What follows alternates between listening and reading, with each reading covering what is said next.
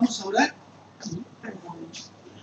Padre bueno, Padre eterno, Padre misericordioso, Señor, en su santa presencia, podemos estar por Cristo Jesús y en su nombre queremos rogar que tú bendigas este pasaje, Señor, estas palabras, este sermón, esta lección que se pueden extraer de su palabra, Señor, para la gloria de su nombre, que las bendiga, Señor, y que pueda ser un fruto agradable a usted en nuestros corazones.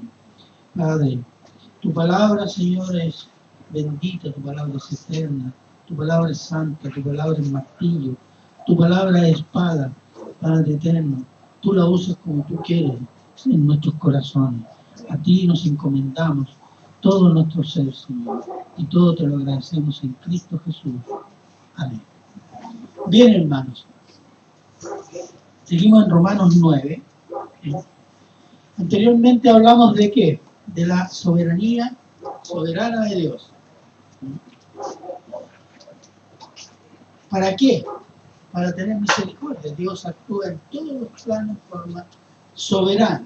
¿Qué significa? Significa que Dios, para actuar, para decidir, para obrar, no depende de lo que hacen sus criaturas, no depende de lo que hace la creación, Él depende de sí mismo. Y después hablamos de la falta del temor de Dios. La falta del temor de Dios está vinculada ¿a qué? A la incredulidad. Y el crecer en el temor de Dios crece en conocimiento y amor y crecimiento espiritual. Hoy veremos 3 pasajes, del 21 al 23, en el capítulo 9 de Romanos, que nos muestran 3 cosas. Una es la autoridad de Dios. Segundo, el propósito de la revelación de Dios a los seres humanos y la gloria de Dios. Ahora, los incrédulos no glorifican a Dios. No pueden. Porque ellos buscan la gloria propia. La autoexaltación. Eso es típico del incrédulo. O también de a veces de cristianos inmaduros. Aunque ellos saben, todo el mundo sabe que existe Dios, pero desprecian a Dios. Desconocen su autoridad, viviendo y creyendo que son cada uno el capitán de su propia destino. ¿Cómo tendría que vivir el cristiano, o cómo vive el cristiano? Sometido ¿qué? A su autoridad, ¿cierto? Creyendo y experimentando los atributos de Dios, y amando la gloria de Dios y no la propia. Yo recuerdo una entrevista con un salmista, con comillas grandes, salmista, que en una entrevista en un canal de televisión cristiano centroamericano, le preguntaron, bueno, Dios, no todos creen en Dios, no todos son cristianos, entonces Dios, ¿qué hace con esa gente que no cree? Y el salmista, inspirado, se supone, porque decir salmista, dijo que Dios nada podía hacer con los que no creían en él. ¿Quién se acuerda de esa entrevista hace unos 3 años atrás? Esos que les gusta de YouTube, sapear por YouTube, ¿no? ¿No? Bueno, fue Michael Witt. Él dijo, Dios no tiene nada que hacer con los que no creen en él. Eso es lo que vamos a ver. Entonces el título de este sermón es Autoridad, Revelación y Gloria de Dios para buenos y malos. Romanos 9:21. Vamos a comenzar con el 21. ¿O no tiene potestad el alfarero sobre el barro para hacer de la misma masa un vaso para honra y otro para deshonra? Aquí hay una afirmación en forma de pregunta. Entonces usamos ese método nosotros. ¿Qué te crees tú? Es una pregunta, ¿cierto? Pero dice una forma de afirmación. Acá lo mismo. ¿Acaso no tiene potestad? Vamos a examinar esa palabra. ¿Qué significa potestad? ¿Alguien tiene alguna idea? Potestad. Autoridad. ¿Ya? Autoridad, sí. ¿Sí? Autoridad. Autoridad. Pero es mucho más que autoridad, es autoridad en tres sentidos. No fue un diccionario porque se menciona en varias partes. Y tiene tres aspectos. Cuando se menciona potestad, tiene tres aspectos. Uno, autoridad con poder absoluto. Eso significa. Significa también autoridad con todo derecho. Y tres, autoridad con el deber de dominio. Entonces, cuando habla potestad, está hablando de tres cosas. Está hablando de poder absoluto, derecho absoluto y dominio absoluto. Cuando dice Dios tiene potestad, están estos tres elementos. Cuando dice los hijos están bajo la patria potestad de los padres, están estos tres elementos. No solo dice autoridad, están estos tres elementos: derecho, deber y poder. Entonces, dice, ¿acaso Dios no tiene poder, derecho y deber de dominio sobre el barro? ¿Qué es lo que es el barro? ¿Ah? Nosotros, la raza humana, la humanidad, sinónimo de humanidad, para hacer que algunos sean para honra y otros para deshonra. Vamos aclarando también, honra, ¿qué significa? Honra a Dios, honra a los padres. Honra significa respeto, buena opinión, alabanza. Cuando alabamos, ¿qué significa? Estamos diciendo, hablando bien de Dios. Cuando alabamos a una persona, hablamos bien de esa persona. Eso significa honra. Y otros para deshonra. ¿Qué significa deshonra? Ofensa, denigración, desafiar. Y respecto a Dios decimos que es una blasfemia. ¿Qué significa blasfemia? Hablar mal de Dios. O hablar de Dios cosas que Dios no es. Se resume en eso, hablar mal de Dios. Entonces, Dios tiene toda autoridad de poder, deber y de derecho de hacer con la masa humana lo que a él bien le parece. Y aquí vamos a ver cuando dice algunos para deshonra. ¿Acaso Dios crea el malo? ¿Dios crea los malos? Sí. Sí, seguro. A ver, déjame mostrar un texto bíblico. Lo permite. Lo permite. ¿Por qué lo permite? Recuérdense que la raza humana se condenó cuando Adán y Eva desobedecieron. ¿Y heredamos qué cosa nosotros de ellos? Naturaleza Pecaminosa. Fíjese cómo dice, y aquí hay que fijarse en algo en el tiempo verbal. Cuando dice, no tiene potestad el alfarero, en este caso Dios, sobre el barro, la humanidad, para hacer de la misma masa, o sea, de los mismos seres humanos, unos para deshonra y otros para honra. ¿Cómo lo hace para deshonra? Del filoso. No, quiero terminar el tema. Dios tiene potestad sobre la raza humana y tiene potestad sobre toda la creación. ¿Por qué? Porque Él es autoridad. Romanos 13:1. Quiero explicarle una cosa sobre la autoridad que a veces no. Romanos 13:1. ¿Qué dice?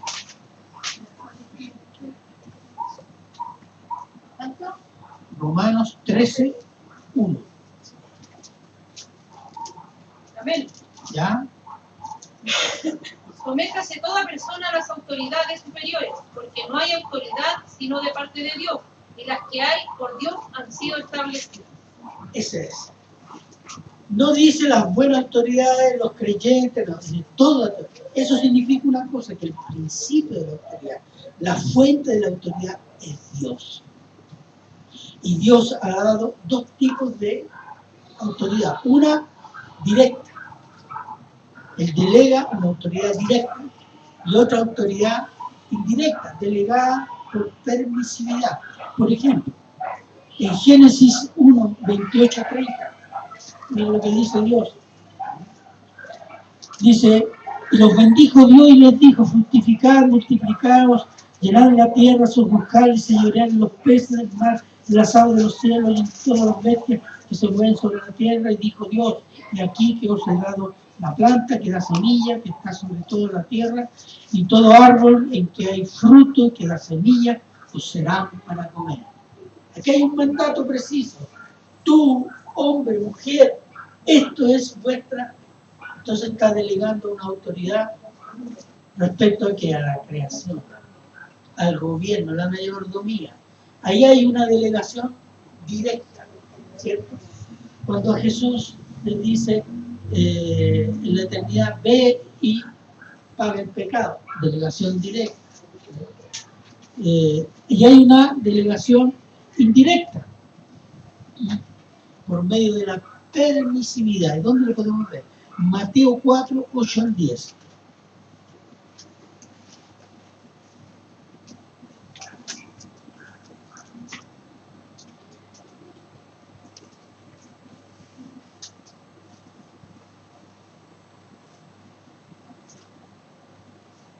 ¿Qué dice?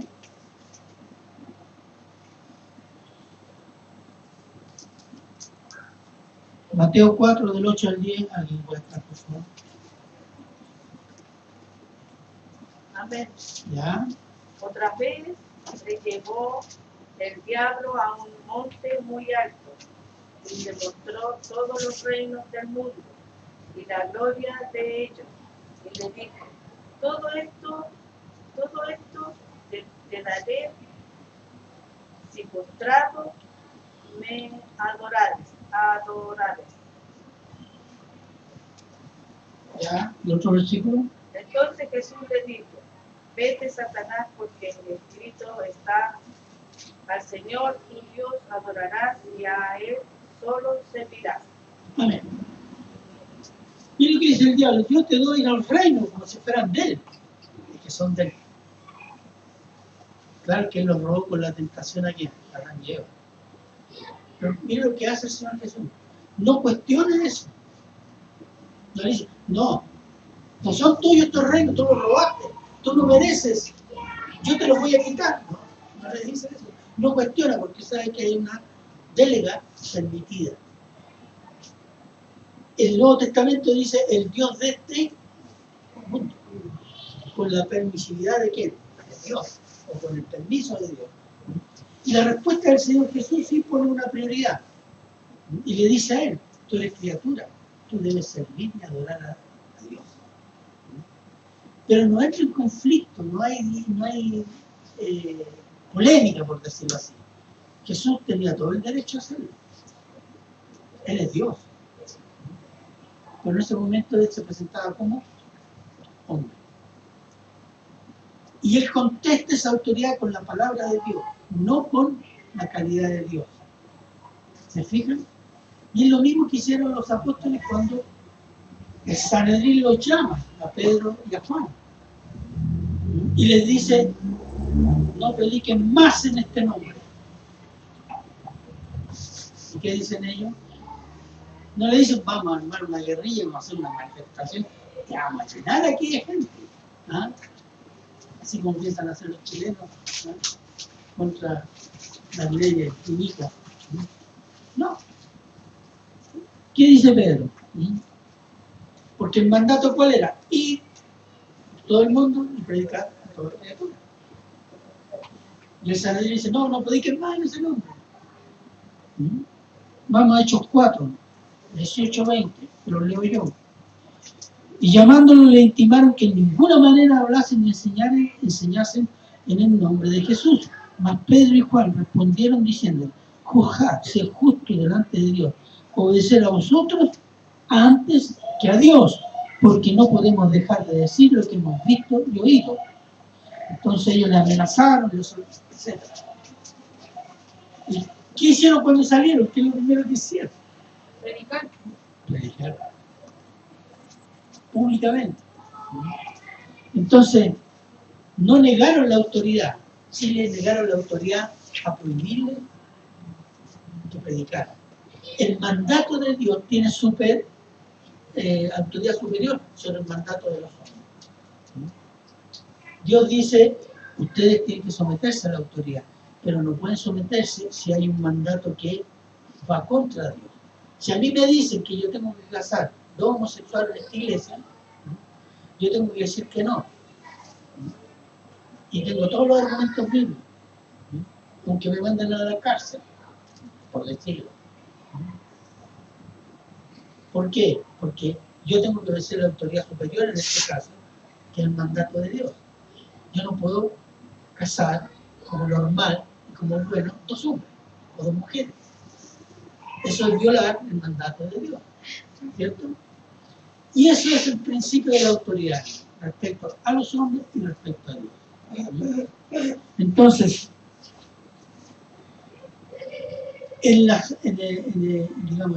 humanidad hay 4 tipos de autoridad que Dios ha puesto. La primera es la autoridad civil y política y judicial. Y esa está establecida en Génesis 9:6. Si quieren anotar el versículo, cuando Dios le dice a Noé que el hombre hará juicio al hombre que mate a otro hombre. El que mate a otro hombre, su sangre será derramada por otro hombre. Pues eso se llama el mandato de gobierno. Después está la autoridad de padres sobre los hijos. ¿Qué dice Dios sobre los padres, a los padres sobre los hijos? Amonéstalo, críalo, enséñale la amonestación del Señor. Es un mandato autoritativo, de la autoridad al padre, a los padres en este caso. Y en el Deuteronomio dice, y tú repetirás esto en tu casa, lo enseñarás a tus hijos, lo pegarás en la pizarra, lo pegarás en la ventana, en el espejo, en la puerta, y lo enseñarás y lo explicarás a tus hijos y toda tu casa. Ahí hay un mandato de autoridad. Y la tercera autoridad, los jefes sobre los trabajadores. Esa es la más importante. ¿Por qué? Y quiero leer un versículo. Efesios 6, por favor, Efesios 6, 5.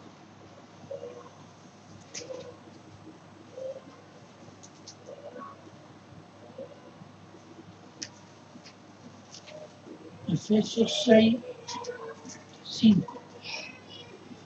Cuando dice, siervos, obedeced a vuestros amos terrenales con temor y temblor, con sencillez de vuestro corazón, como, ¿qué dice ahí? Como Hijo. Y no sirviendo al ojo, o sea, para que me vean que trabajo y cuando no me vean no hago nada. Eso es muy común. Como los que quieren agradar a los hombres, sino como siervos de Cristo de corazón, haciendo la voluntad de Dios. Porque en la visión cristiana, el trabajo es un servicio. No importa el jefe que tiene delante, el patrón, o el administrador, o el gerente. El trabajo social, para que usted tenga un sueldo, es un servicio. Es un servicio a la sociedad. Pero usted como cristiano hágalo como un servicio para la gloria de Dios. Bueno, ahí voy a dejar ese punto. Y la otra es la autoridad de Cristo sobre la iglesia. Efesios 1, 22, 23.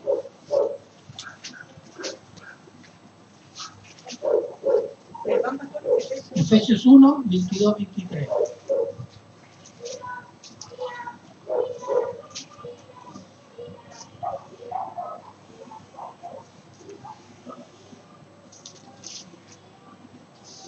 Amén. ¿Ya? Y sometió todas las cosas bajo sus pies y lo dio por cabeza sobre todas las cosas a la iglesia, la cual es su cuerpo, la plenitud de aquel que todo lo llena en todo. Y él dio como cabeza, como autoridad a la iglesia. Y él llena la iglesia en los atributos de Dios. Vienen por medio de Cristo para la iglesia. La iglesia depende de Cristo y de su palabra. Y la expresión máxima de la autoridad de Dios es su palabra. Isaías 55:11 dice: así será mi palabra que sale de mi boca, no volverá a mí vacía, sino que hará lo que yo quiero y será prosperada en aquello para que la envíe. Su palabra es la expresión suprema de su autoridad. Uno puede decir, revelarse, pero eso está bajo juicio. Y ahí lo muestran los botones. Entonces, el propósito de la autoridad de Dios, delegada o permitida, tiene un propósito de limitar el pecado en la sociedad. No eliminar el pecado, porque el que elimina el pecado es Cristo, ¿cierto? El Cordero de Dios que elimina el pecado, que quita el pecado. Y el otro propósito es revelar el carácter, los atributos de Dios. Versículo 22. Vamos a Romanos 9:22.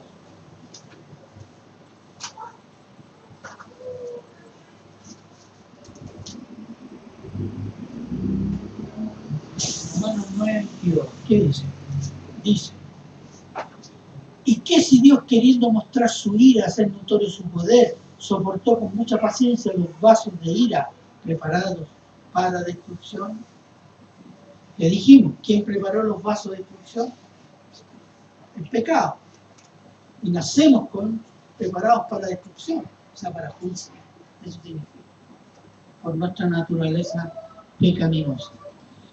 ¿Quiénes son esos? Los incrédulos, los rebeldes, los ateos, los religiosos de sectas que se dicen cristianas, los blasfemos, todo tipo de vaso de barro. Es esto para la ira de Dios. Preparados para la destrucción. ¿Qué significa? Condenación eterna. Y vamos a comenzar por la parte final. ¿Quién los prepara para la condenación? Dios, no. Nuestra naturaleza pecaminosa a causa de la desobediencia de Adán y Eva. El mal es una consecuencia de la desobediencia y eso ha llevado a Dios a maldecir. Hermano, el pecado es un juicio. Porque el pecado, cuando nosotros desobedecimos, tiene una consecuencia, la maldición de Dios. ¿Qué dijo Dios a Adán? Porque desobedeciste, obedeciste la voz de tu mujer y no obedeciste lo que yo te dije. Maldita será toda la tierra. Y tú volverás a la polvo. Y para comer, ¿ah? Entonces es una maldición. Es una maldición. Entonces, ¿Dios creó algo malo? No. No lo lean, no lo busquen. Génesis 1:31 dice, y aquí que era bueno en gran medida. ¿Qué cosa? Todo lo que había creado. Todo era bueno en gran medida. Entonces los vasos de ira preparados para destrucción, condenación, son preparados desde su nacimiento para la condenación gracias al malo. Después dice, Dios soportó con mucha paciencia la rebelión de sus criaturas. Dios tiene paciencia. Dios podría, después de Adán y Eva, o después del diluvio. Con el diluvio dice, ya me está bien. Voy a hacer todo de nuevo. Y tenía derecho a hacerlo, tiene el poder de hacerlo, y hasta el deber de hacerlo. ¿Pero qué dijo? No, voy a salvar una familia y de ahí yo voy a cambiar las condiciones. ¿Por qué? Porque él prometió algo cuando Adán y Eva pecaron. ¿Qué prometió? La simiente. La simiente de la mujer, pues. Claro. Entonces, si Dios hubiera exterminado con el diluvio de la raza humana, Dios no cumplió su promesa. Yo dije, la simiente de la mujer golpeará esto. Y era la primera profecía. Entonces, Dios tiene poder, tiene derecho y tiene deber de dominio. Entonces, de ese momento Él tiene paciencia. ¿Qué es lo que es paciencia? Muchas veces pedimos paciencia. ¿Quién tiene paciencia aquí? A ver, que levante la mano el que tiene paciencia. Menos mal que dijeron la verdad. Nadie levantó la mano. ¿Ah? Y es cierto. Entonces Paciencia significa sufrir ofensas, desgracias, afrentas, sin ser influidos o dominados por estas ofensas o desafíos y desgracias, pero esperar serenamente para dar una respuesta en su tiempo a dichas ofensas. Eso no es ninguno de nosotros, ¿cierto? Este es Dios. La paciencia de Dios, ¿se ha fijado? Un mundo que ofende todos los días a su creador. Basta ver las noticias. A cada momento el mundo, en cualquier parte del mundo, está ofendiendo, está renegando, está tergiversando, está escupiendo contra Cristo, la mano misericordiosa de Dios. Y de todo lo que nos ha dado como naturaleza. Entonces, Dios podría decir, lo voy a eliminar y sería justo y bueno, y correcto y santo. Entonces, ha soportado con paciencia todo esto, ¿hasta cuándo? Porque Él está haciendo lo necesario para cumplir su propósito, el juicio, donde va a meter bajo juicio todas estas cosas. Y Él ahí mostrará qué cosa, su ira. Ira significa enojo, rabia, furia. Dios se enoja, sí, también. Dios es amor y Fuego consumidor. Esa es la parte que se nos olvida. Contra el pecado de los pecadores, contra los rebeldes. Y Él va a mostrar qué cosa. Cuando dice aquí hacer notorio, sino hacer sentir su poder. Veamos Apocalipsis 19, 13 al 15.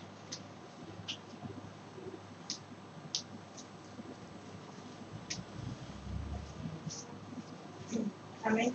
¿Ya? Estaba vestido de una ropa teñida en sangre. Y su nombre es el Verbo de Dios. Y los ejércitos celestiales vestidos de lino finísimo, blanco y limpio, le seguían en caballo blanco. De su boca sale una espada aguda para herir con ella a las naciones, y él las regirá con vara de hierro, y él pisa el lagar del vino, del furor y de la ira de Dios Todopoderoso. Amén. Deja ahí nomás. Se fija, va a mostrar qué cosa. Su ira contra el pecado, porque Él es santo. ¿Hemos visto algunas muestras de la ira de Dios? Claro. Por ejemplo, el diluvio, Sodoma y Gomorra, el cautiverio de Israel. ¿Qué más hemos visto? Pueblos que no han existido más. Los edomitas ya no existen. Fue una raza exterminada por Dios. Dios exterminó varias razas como juicio. Y en este tiempo podemos ver en el Nuevo Testamento, ¿cuál? Ananías y Zafira.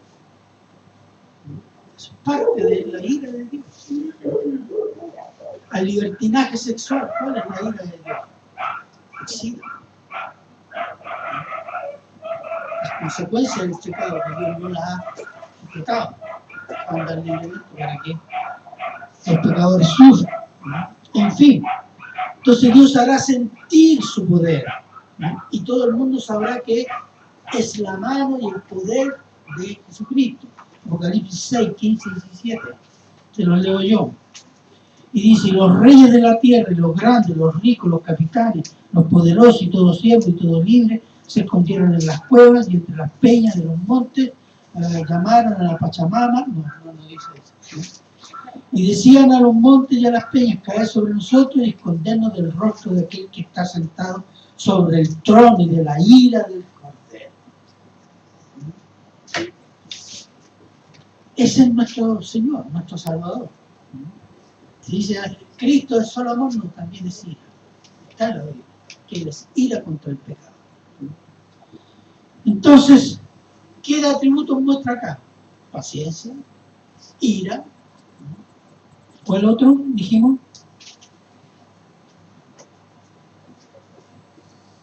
Poder. Versículo 23. Y aquí vamos a ir. Romanos 9:23, el último versículo.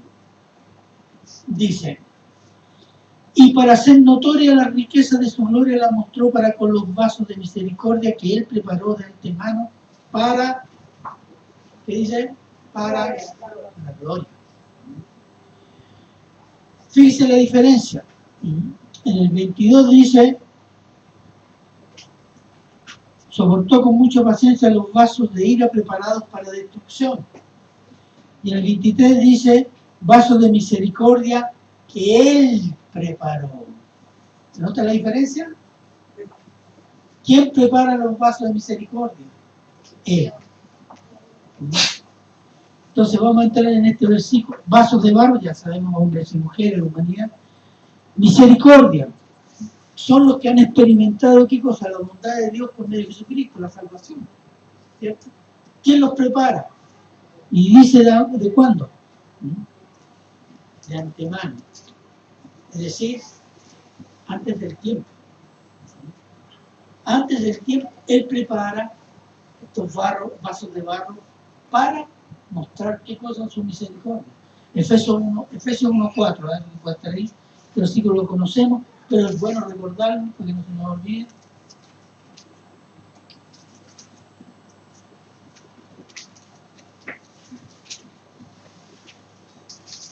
Amén.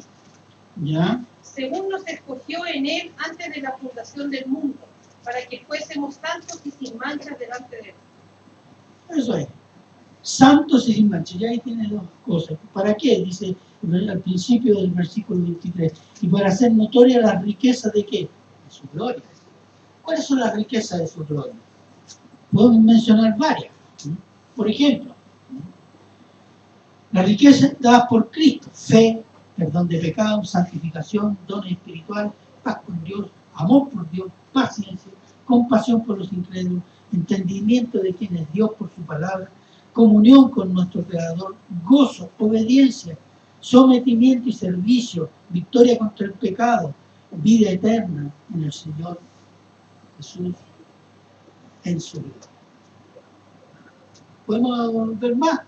Muchas más, que tal vez todavía ni siquiera conocemos. Pero habla de las riquezas de qué? De su gloria. Entonces tenemos que Dios tiene toda autoridad. Él es la fuente de toda autoridad. Él posee todo poder, deber y todo derecho. Y lo ejerce para mostrar y revelar su ira, su poder, su paciencia por medio de pecadores rebeldes, incrédulos. Haciendo juicio y revelar las riquezas y maravillas por Cristo Jesús a los pecadores que Él elige para salvar. Mostrar su misericordia y derramar su riqueza de su gloria para su gloria. Todo este pasaje, ¿de qué nos habla? Nos habla de la soberanía de Dios, ¿cierto? Pero en términos bastante concretos. Y dice al final: Dios hace todo para revelar su carácter, atributos a la humanidad, para que conozcamos y exaltemos su gloria. Hermano, el objetivo de Dios es que la creación conozca la gloria de Dios y exalte la gloria de Dios. Hay una declaración del 1700 de las iglesias cristianas de Inglaterra, que dice: Dios creó al hombre para que el hombre se goce de Dios y exalte su misericordia. Una muy linda declaración. Y es verdad.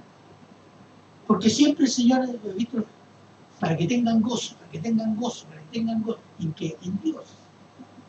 Para que exalten su gloria, conozcan su gloria, amen su gloria, vivan para la gloria. Son las dos cosas que Dios quiere de sus criaturas. Y sobre todo el ser humano, que lo creó a su imagen y semejanza. ¿Para qué? Para exaltar la gloria. La gloria de Dios. ¿Qué es la gloria de Dios? A ver, aquí estamos ya en la última. La gloria de Dios. Cuando decimos gloria de Dios, ¿qué significa? A ver, alguien una idea aproximada. No importa que se equivoquen mal, no es pecado. La grandeza. También es un arte. Poder. Poder, también. belleza. Belleza. Su amor. ¿Ah? Su amor. Amor también. Algo más, ¿no? Su omnisciencia, su presencia. Omnisciencia, exactamente. Hay una descripción muy breve que está en Éxodo. Vamos a Éxodo 33, 18 y 19. ¿Éxodo cuánto? Éxodo 33.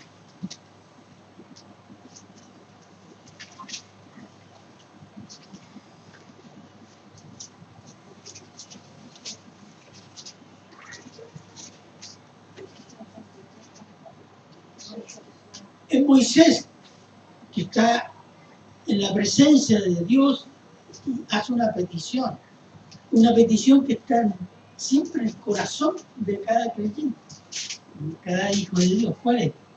Les leo, versículo 18. Entonces dijo, te ruego que me muestres tu gloria. Y le respondió, yo haré pasar todo mi bien delante de tu rostro, proclamaré el nombre de Jehová delante de ti, tendré misericordia del que tendré misericordia, y seré clemente para con el que seré clemente. Dijo más, no podrás ver mi rostro porque no me verá hombre y vivirá. ¿Qué es la gloria? Hay una frase ahí. Resplandeciente el poder de Dios. Yo haré pasar todo mi bien. Miren, todo lo bueno de Dios, todo lo excelente de Dios, todo lo que podamos decir y conocer que de la riqueza, belleza, la bondad, el bien de Dios, se refleja en una palabra, gloria. Y la gloria de Dios se refleja en luz admirable. Esa luz que cegó al apóstol Pablo.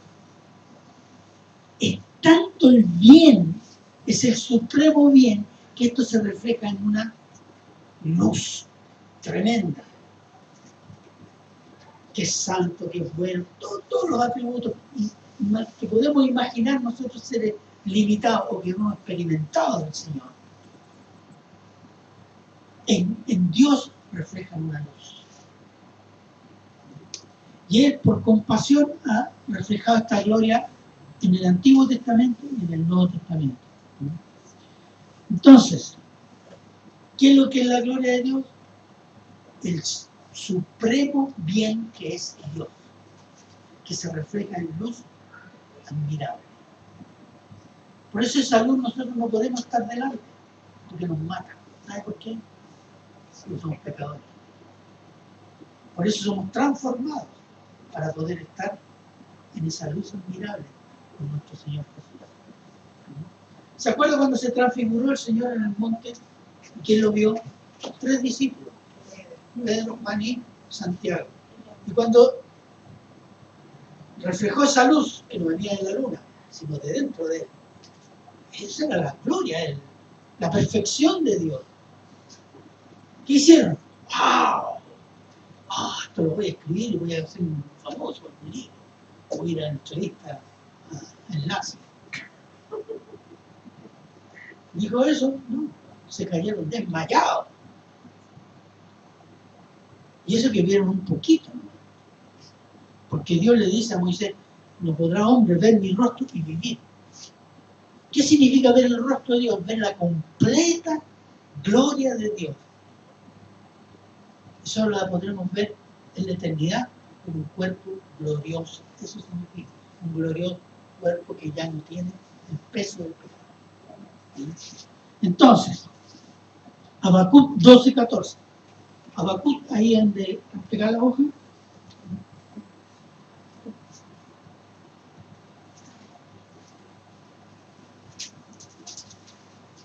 ¿Cuánto? Habacuc 2:14. Amén. Ya que Porque la tierra será llena del conocimiento de la gloria de Jehová, como las aguas cubren el mar. esa idea, la tierra será llena del conocimiento, comunión, de la gloria, del sumo bien de Dios, como las aguas cubren o inundan. ¿De qué está hablando? Del milenio. Está hablando, ¿por qué? Porque hoy día el bien domina el mundo, no, el pecado. Pero la perspectiva es cuando dice la gloria de Dios va a llenar la tierra, significa que la presencia de Dios va a santificar todo este planeta. O de Jesucristo en este caso. ¿Cómo se hace presente la gloria de Dios en el Antiguo Testamento y frente a Israel? Éxodo 29, una pequeña muestra, 23, Éxodo 29, 42.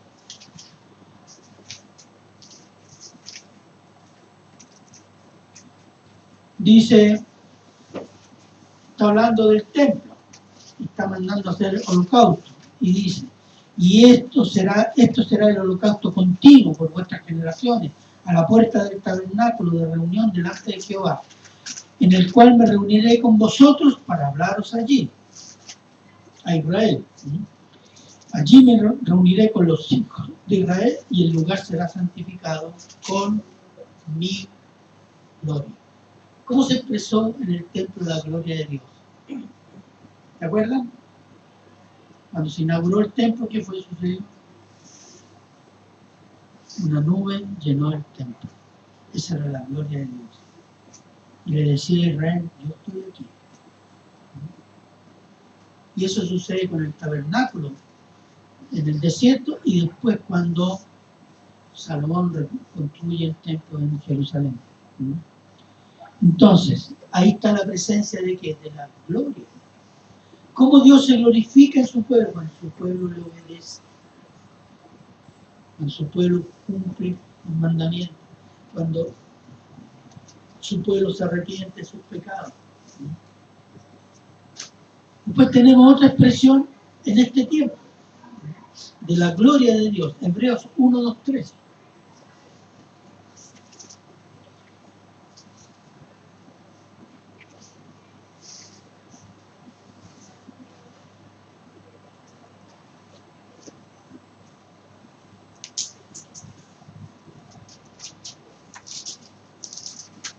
¿Quién lo tiene, por favor? Hebreos 1, 2, 3. Amén. En estos postreros días nos ha hablado por el Hijo, a quien constituyó heredero de todo y por quien asimismo hizo el universo, el cual siendo el resplandor de su gloria y la imagen misma de su sustancia, y quien sustenta todas las cosas con la palabra de su poder, habiendo efectuado la purificación de nuestros pecados por medio de sí mismo, se sentó a la diestra de la majestad en la santidad. ¿Cuál es la gloria que nosotros tenemos y podemos testimoniar, podemos palpar? ¿Cuál es la gloria de Dios? Jesucristo. Jesucristo es la gloria de Dios. ¿En medio de qué? De su iglesia. ¿Cómo nosotros reflejamos esa gloria de Dios al mundo? Con la obediencia. Dice 1 Corintios 10:31. Dice, si pues coméis o bebéis y hacéis otra cosa, hacedlo todo para la gloria de Dios. Cuando yo obedezco a Dios, estoy reconociendo que, digo, exalto la gloria de Dios, digo que el bien supremo es Dios. Yo tengo esto para la gloria de Dios, para mostrar el bien supremo que Dios me ha dado, me ha regalado por Cristo. Exalto la gloria, exalto el supremo bien, supremo bueno que es Dios. Eso estamos diciendo. Vivo para la gloria de Dios, es decir, para dar a conocer el supremo bien que es Dios por medio de Jesucristo. Entonces la gloria de Dios no es, no sé, pues la ilumina, que aquí va a haber una luz, que a la escoba, y todo en el suelo, vomitando. No. Eso es un payasada satánica. La gloria de Dios, yo puedo vivir la gloria de Dios con mi obediencia. Eso glorifica a Dios. Y ahí está nuestra bendición. Entonces, todo lo que hagamos, la vida personal, eclesial, lo que sea, exaltar, como para glorifícate tú con esto, Señor. La gratitud, la obediencia, el sometimiento, la comunión, exaltar la gloria de Dios, resaltar con nuestra obediencia y sometimiento las cosas buenas, y todo el bien que Dios ha hecho en mí por medio de Jesucristo. Y la exaltación de Dios por medio de la fe trae gozo y paz. Hay cosas que nos cuesta obedecer porque están contra la carne, pero cuando las obedecemos tenemos paz, ¿no? Y gozo. Ahí está nuestra bendición, hermano. Porque eso glorifica al Señor. Y cuando el Señor es glorificado por nuestra obediencia, Él nos bendice de la forma que Él quiere. De partida nos da gozo y paz. Entonces, la autoridad de Dios es para revelar su persona a buenos y malos. Y ahí se equivoca enormemente Marco Witt, ¿cierto? Porque Dios sí que tiene que hacer con los que no creen, están bajo juicio. Entonces eso habla de qué, de que un personaje que se dice salmista, que ama a Dios, que cree en Dios, no conoce a Dios. Y por desgracia son los que tienen micrófono, los que tienen pantalla, los que la gente los va a ver porque hay cantantes, porque hay el profeta, qué sé yo. Pero dicen tonteras, y tonteras peligrosas como esta. Entonces Dios, autoridad de Dios es para revelar su persona a buenos y malos, y su gloria sea conocida por todos, los que creen y los que no creen. Porque los que no creen van a conocer la gloria de Dios en juicio. Esa es gloria de Dios también, hermano. La van a conocer por juicio y condenación. Y llama a todo creyente a vivir para exaltar, conocer, desear la gloria de Dios. Dios es la bendición suprema del creyente, hermano. Su gloria es la bendición suprema. Si hay algún incrédulo aquí, ¿hay algún incrédulo? ¿No? ¿Todos creyentes? Bueno, por si acaso, para que usted lo tenga presente y se lo pueda decir a un incrédulo, que no ha entregado su vida a Cristo, conocerá la gloria de Dios por juicio y condena eterna. Nosotros somos muy buenos para decir que Dios es amor, pero también decir, hermano, si usted no cree, usted está bajo juicio. Y perdóneme que se lo dijo el mismo Señor Jesús. En Juan 3, 18, el que no ha creído en el unigénito ya está condenado. Entonces, aparte, a veces dicen, no, es que eso es como el terrorismo espiritual. No, es una advertencia. Es una advertencia que está en la Biblia. Es decir, eso produce condenación eterna. Es un decreto de Dios. Eso no va a cambiar. Después, para el creyente. ¿Hay creyentes aquí? Amén. Amén. Gloria a Dios. Bien, hermano. El creyente tiene que vivir para la gloria de Dios. Y la gloria de Dios es aceptar y creer lo que Él ha revelado de sí mismo. Él es bueno, Él es amor, pero también fue consumidor. Él también es un padre amoroso, pero también es un padre disciplinador. ¿Cierto? Entonces, aceptar y creer profundamente quién es Dios y cómo es Dios. Y cuando creemos, sometemos a autoridad. El cristiano tiene que vivir sometido a la autoridad de Dios por medio de su palabra. Creer quién es Cristo, cómo es Dios, etc. Y exaltar todo el sumo bien que Él nos ha regalado por medio de Jesucristo. Porque decir, yo creo en Cristo, pero no obedezco, eso no es gloria para Dios, eso es gloria de hombre. Porque yo creo en Cristo, pero en Cristo, ahí mando. Estoy diciendo, yo mando. Yo soy el capitán de mi destino del infierno. No hay tres caminos, ni cuatro, hay dos. ¿No? Entonces, en esta glorificación, sometimiento y creer cómo es Dios y quién es Dios, está nuestra bendición. La bendición no está en que usted hace cosas, sino que usted entiende y hace las cosas para la gloria de Dios. Crecer espiritualmente, dije la otra vez, es crecer en el temor de Dios, pero también es buscar la gloria de Dios, desear que nos ayude a amar su gloria, no la mía, no la nuestra, no de la institución, como la Iglesia Católica. Amar la gloria de Dios es nuestra bendición. Nuestra bendición, nuestra salvación y nuestra libertad. Yo quiero concluir con un pasaje que está en Juan 15. Vamos a Juan 15, vamos a leerlo todos. Vamos a concluir.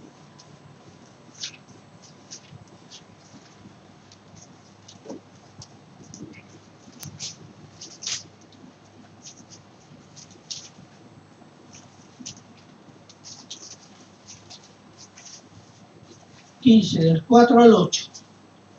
El Señor Jesús, a pocos momentos, pocas horas incluso de ir a la cruz. Y aquí hay un consejo que dice, leo Juan 15, del 4 al 8, y dice, permaneced en mí y yo en vosotros. Como el pámpano no puede llevar fruto por sí mismo si no permanece en la vid, así tampoco vosotros si no permanecéis en mí. ¿Qué significa permanecer en Cristo? Vivir en Cristo, depender de Cristo. De eso está hablando. El no depender de Cristo, dependemos de nuestra carne. Entonces, implícitamente, ¿qué hay? El sometimiento a la autoridad de Cristo. Versículo 5. Yo soy la vid, vosotros los pámpanos. El que permanece en mí y yo en él, este lleva mucho fruto, porque separado de mí, algunas cosas podemos hacer. Eso es. Nada podemos hacer para Dios. Muchas cosas podemos hacer para el pecado. Pero aquí está hablando de dar fruto para Dios. Nada podéis hacer. Versículo 6. El que en mí no permanece será echado fuera. Es decir, el que es incrédulo. El incrédulo no permanece en Cristo. Puede estar un rato en Cristo, convencido en Cristo. Pero dice, el que no permanece es echado fuera. ¿Dónde? Y aquí hay un símbolo del infierno. Dice, el que en mí no permanece será echado fuera como pámpano y se secará y lo recogen y los echan al fuego y arden. Esto lo dijo Jesús. Eso habla de qué? De condenación eterna. Versículo 7. Retoma, si permanecéis en mí, y tomen nota de lo siguiente, y mis palabras. ¿Cómo permanecemos en Cristo? ¿Por alguna acción mística? No. Conociendo, entendiendo y obedeciendo qué cosa? Su palabra. Entonces, y mis palabras permanecen en vosotros, pedid todo lo que queréis y os será hecho. ¿Por qué? Porque algunos leen la segunda parte, hermano. Ni pide lo que queráis, va a ser hecho. Pero ¿cuál es la condición? Permanecer en la palabra. Porque cuando yo permanezco en la palabra, la voluntad de Dios pasa a ser mi voluntad. Y después, versículo 8. En esto es glorificado mi Padre, en que llevéis mucho fruto y seáis mis discípulos. Traduzcámoslo a ver, cambiemos algunas cosas. En esto es glorificado Dios, en que produzcáis muchos frutos de santidad y seáis así mis obedientes discípulos. Porque discípulo es sinónimo de obediente. Puede ser discípulo desobediente, pero ya deja de ser discípulo. Seguidor.